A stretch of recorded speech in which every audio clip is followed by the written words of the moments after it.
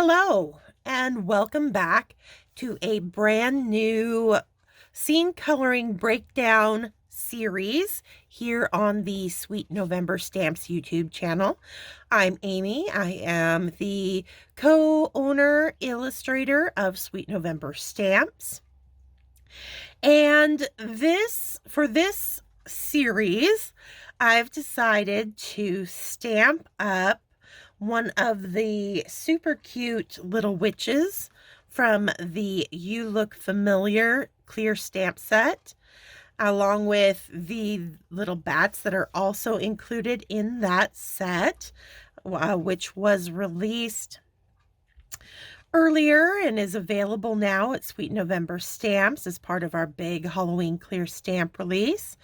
And then I've also got a sneak peek of one of the stamp sets that is in the upcoming fall clear release that will be hitting the Sweet November Stamp store on September 30th. And that is the Autumn Cottages background builder set. And I have used one of the cottages, obviously. The little pumpkins are part of the set, as well as this brick wall. And so I just thought it would be fun to do a little preview and get you excited for the new stamps that are coming out.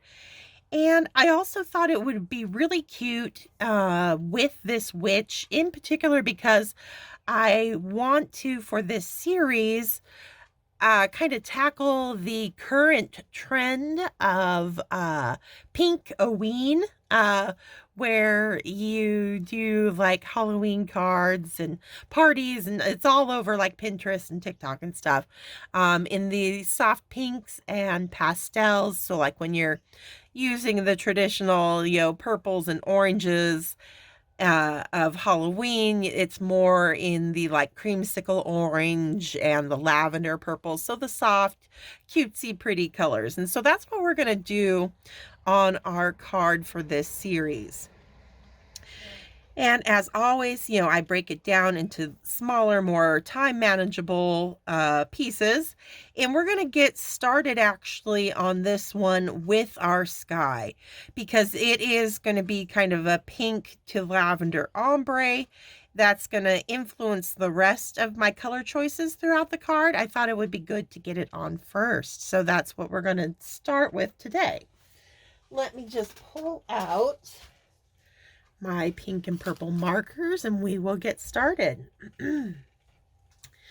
So to begin, I think I am going to start with a very light, like RV 000.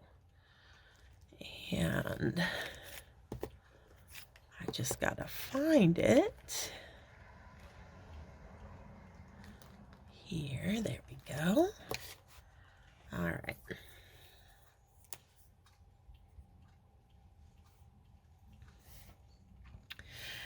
So I have to decide where the horizon line is going to fall, because I don't have a specific stamp telling me where it's going to be, because I don't want it to end right here with the cottage. It would make it look like it's on like the top of a hill and the world kind of falls away behind it, which could be the case, but it's not the vision I have for this card. So I'm going to lift my horizon line a little bit up, beyond that, bottom line there by that bush, so that we create the sense of the landscape continuing on past the cottage. So I'm just going to kind of sweep in a very light horizon line, and you can make it kind of slope if you've got hills in the background, maybe rolling pastures back there, whatever you like, or you can make it go straight across, totally up to you. And I'm just going to pull my color, my very light pink, this RV 000, up from that horizon line.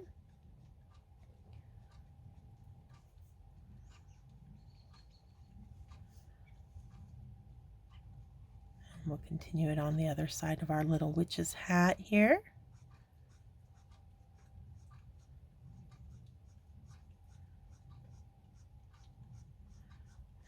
Continue to pull that pink up.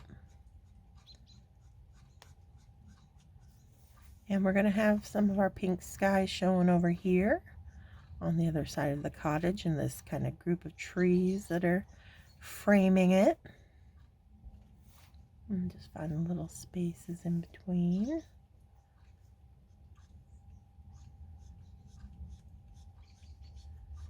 There we go.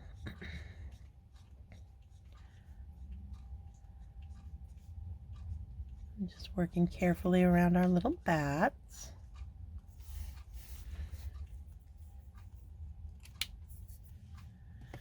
Now I'm going to jump to a violet,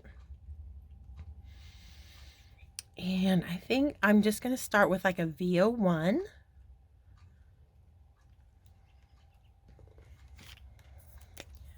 That I'm going to use up at the top of the card.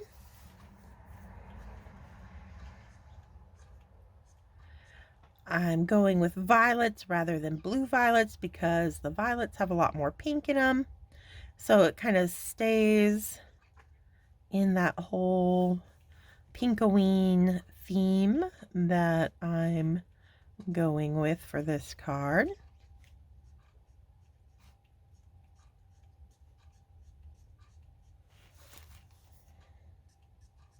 And we'll probably get slightly darker than the 01.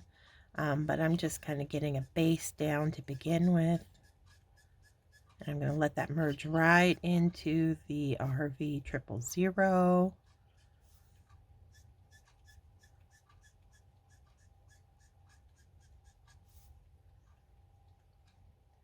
And take my time and work a little bit more carefully around these guys.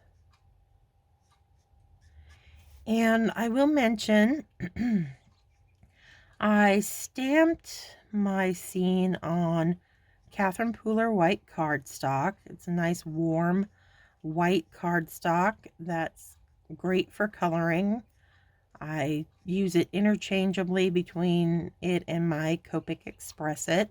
Copic Express It is a little bit of a cooler white. It's got more of a blue undertone to it. And this one being a little bit warmer, I just thought would suit these really soft pastel colors really nicely. And that's also why I chose to ink up the scene using Memento Rich Cocoa cardstock rather than Tuxedo Black. The dark brown ink is gives it a little bit softer look. So I like to use that sometimes, and in this case I thought it would be perfect. So you can just see it's just the whole thing, even before we get any color down, it's just a little bit softer, a little bit more, a little less in your face, I guess. Alright, so now I'm going to come in with an RV 00. So it's a little bit darker than the triple. I'm just going to use it. We're going to start bridging between our purples and our pinks.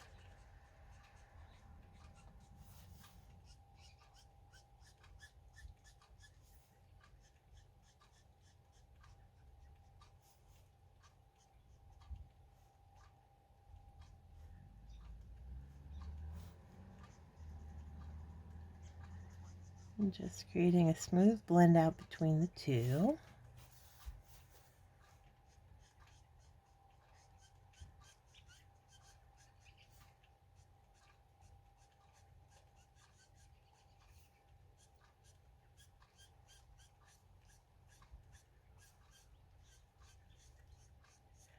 And the nice thing is, even if, I am working carefully around these bats, around her hat and stuff, but even if I get into them a little bit, the bats in, her hat and stuff, they're all going to be darker, so I'll be able to easily color over any stray pink or purple that might go into my character, so I don't really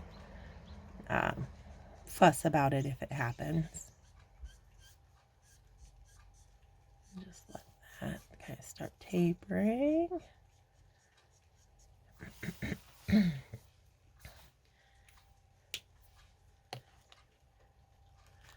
I'm going to come in with a V12, maybe a V15. We'll do a little bit of V15.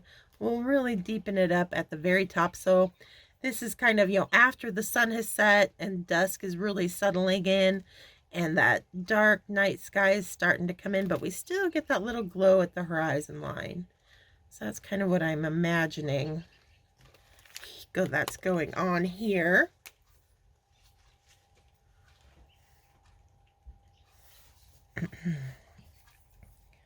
So just at the very top here.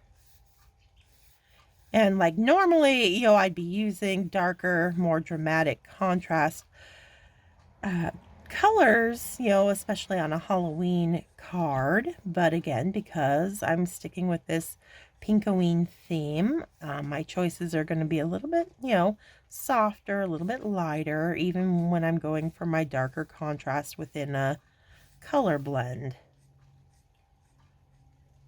So it's just all about kind of picking a color story and sticking with it. Staying consistent throughout your card. The senior coloring. So I put down the V15 and now I'm pulling it out with the V12.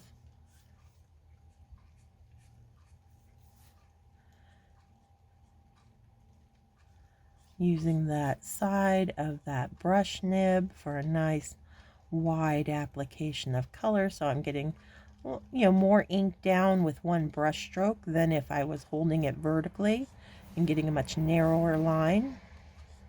It would take me a lot longer to fill in this space with the color, so I like to turn that marker on its side.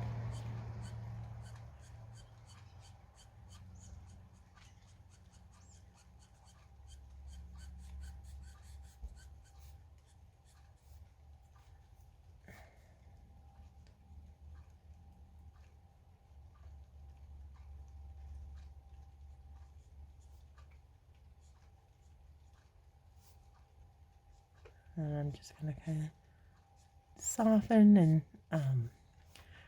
do some kind of individual brush strokes to kind of break up where we're going to kind of meld our colors together. So I try not to get that really stark stop-start line work. So I just kind of let those fade.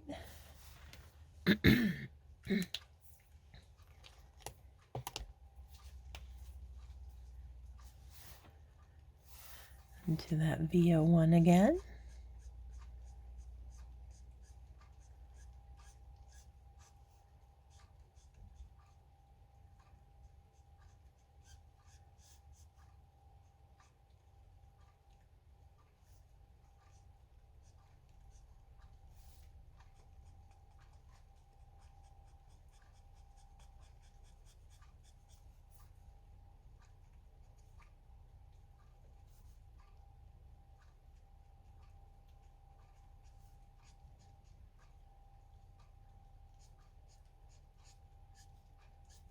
Same thing where I just kind of do those little brush strokes down there, loosening up.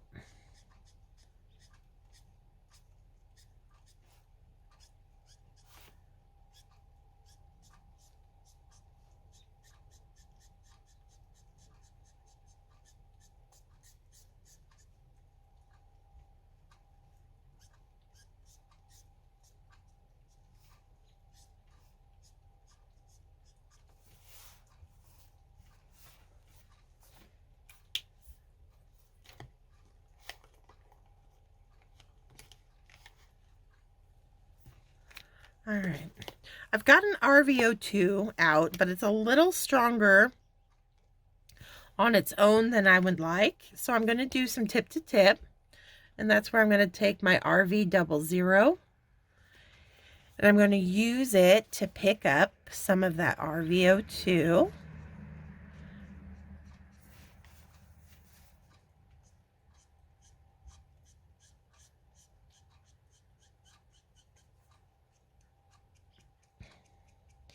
And this is just a nice way to kind of bridge because there is not an RVO1. This is me trying to kind of create the look of an RVO1 that's, not quite as strong as the O2, but a little bit more depth of color than the 00.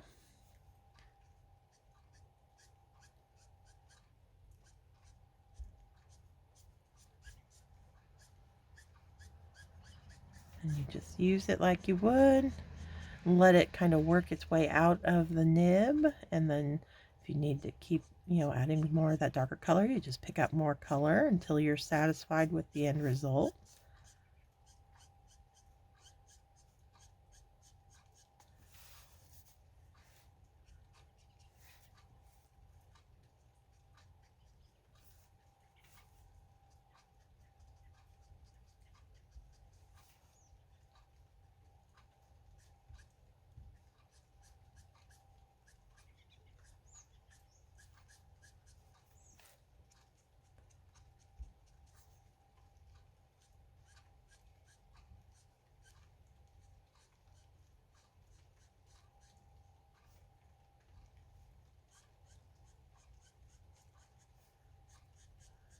Going right up into those purples.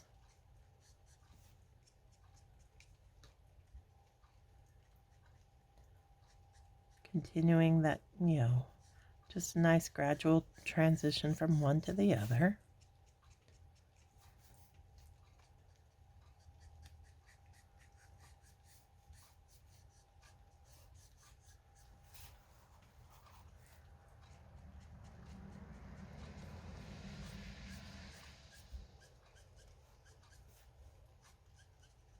And we're starting to get a nice little Pink-O-Ween dusky sky, I think.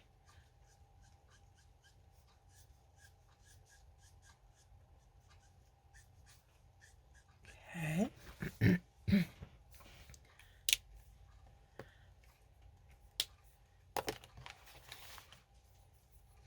Back to that RV 000.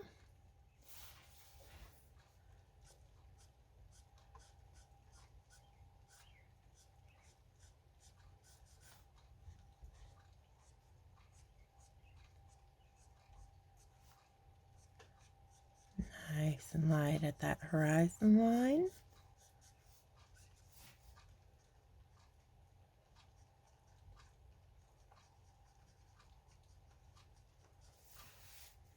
Okay, that's looking pretty good. And as it dries, it's going to lighten and brighten just a little bit.